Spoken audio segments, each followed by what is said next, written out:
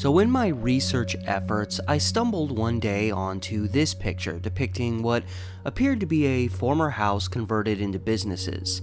My first thought when I saw the look of the place was Lafitte's Blacksmith Shop, a popular old bar in the French Quarter that I had the chance to visit when I was in New Orleans. Little did I realize in the moment that I was looking at what had been called Portland, Oregon's first frame home, or its first palatial home, as it was also called. And that's going to take us back to the early days of Portland.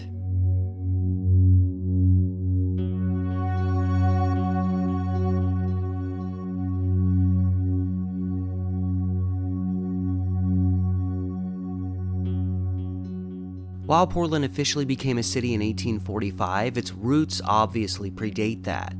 The city's first known home was a cabin built in the Carruthers Addition area, located just south of the downtown area today on the block surrounded by Macadam, Curry, Hood, and Whitaker, a block that Interstate 5 cuts right through today. This home was built around 1842 by an early short-term settler in the area named William Johnson. Many of the first homes in the Portland area were cabin homes similar to this one. Then came Captain Nathaniel Crosby IV, a merchant who transported goods down the Willamette River in those early years. He was also the founder of a small town called Milton and was involved in the creation of the town of St. Helens, north of Portland. On his usual run, he would arrive in Portland, where he would dock at the foot of Washington Street before continuing on south to Oregon City to transport more goods. Come 1847, with his stopping in Portland so frequently, specifically at the river's edge of Washington Street, he figured it made sense to build himself a home in that area. And that's just what he did, but not in the way one might imagine. Originally from Massachusetts and spending his early years on the East Coast, he had the materials to build his home shipped to him from the East Coast.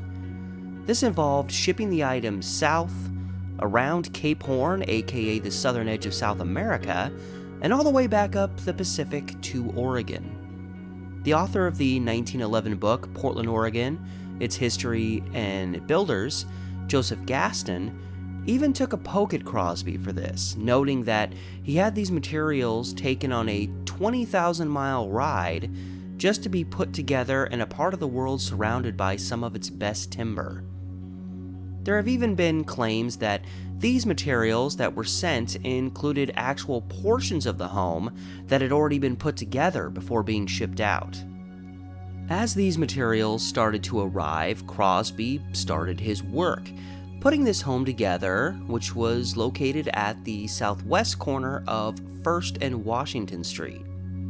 This particular stretch has only max tracks along 1st as it goes under Washington Street, which is elevated as it comes down from the Morrison Bridge. It was a sensible spot at that time, as it was in the heart of the then very thin port city. Upon completion, the house was described as being 1.5 stories, as the upper floor appeared to be more of an attic-like space than a full floor. And this first frame house came with 3 protruding windows from the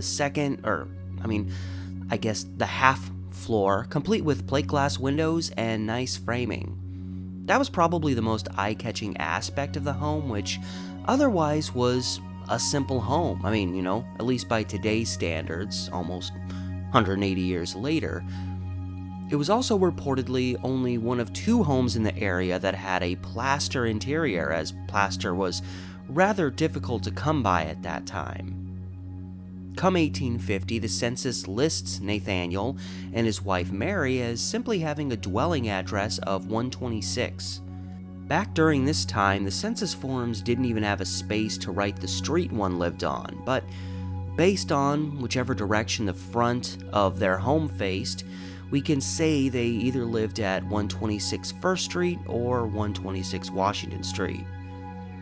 While still living in his home in 1850, Captain Crosby would eventually relocate to Hong Kong, of all places, where he would pass away in 1856 at the age of 46. At some point, likely with the streets closest to the waterfront becoming more and more coveted commercial land, the Crosby home was relocated to the east side of Southwest 4th Avenue, near its intersection with Yamhill Street. It would also be itself converted into commercial space, large enough to hold up to 3 different businesses. It can be assumed the front of the home had been at least somewhat altered during this process. A photograph of the house from 1905 shows it contained a plumbing business, the Fargo Shaving Parlor, and the Rose City Waffle House, which, man, eating some waffles in turn-of-the-century Portland inside one of its oldest houses, that just sounds amazing. Fast forwarding, we have this image from 1910, which shows at that time the building contained the Royal Tailoring Company while still having a plumbing business along with a blacksmith business. While it appears nobody knows the exact year it happened, it is believed the old Crosby house was finally demolished around 1920. Something I noticed about its 4th Avenue location was that during the 1910s it was relatively close to being back-to-back with a 3rd Avenue building known as the New Ross Hotel. I did a video about a suspicious fire that happened here in 1917, and in looking back on this overhead picture of the aftermath of the fire, I noticed the building directly behind the hotel was severely damaged, probably to the point of needing to be demolished.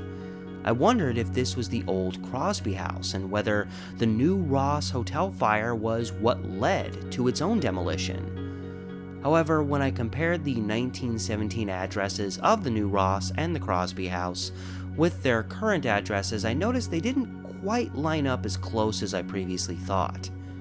I do think this sliver of a building we see at the corner of the New Ross fire picture is probably the edge of the home, showing it still may have been damaged to a degree by the fire. This may have even played a role in it being torn down shortly after, but it's impossible to say for sure. The population of Portland started booming in the late 1900s, something that continued in the 1910s and into the 1920s, and there was a lot of change that happened in the downtown area at that time. By 1920, the City of Roses was still decades away from any serious efforts to preserve their historic architecture, and by this time, this iconic first-frame house in the city was just a run-down, unnecessary commercial structure that, even in its 1910 picture, looked like it was in pretty rough shape. These factors all likely played at least a part in why the old house was torn down when it was. And that's the quick and simple story of Portland, Oregon's first palatial home. But before I go, one more interesting little thing.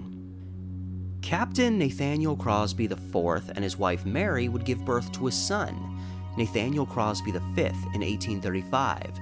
Crosby V would have a son by the name of Harry Lowe Crosby in 1870, and Harry, in turn, would have a son by the name of Harry Lillis Crosby in 1903.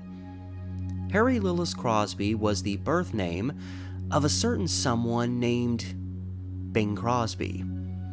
Yes, the man who built the first frame house in the history of Portland also just happened to be Bing Crosby's great-grandfather.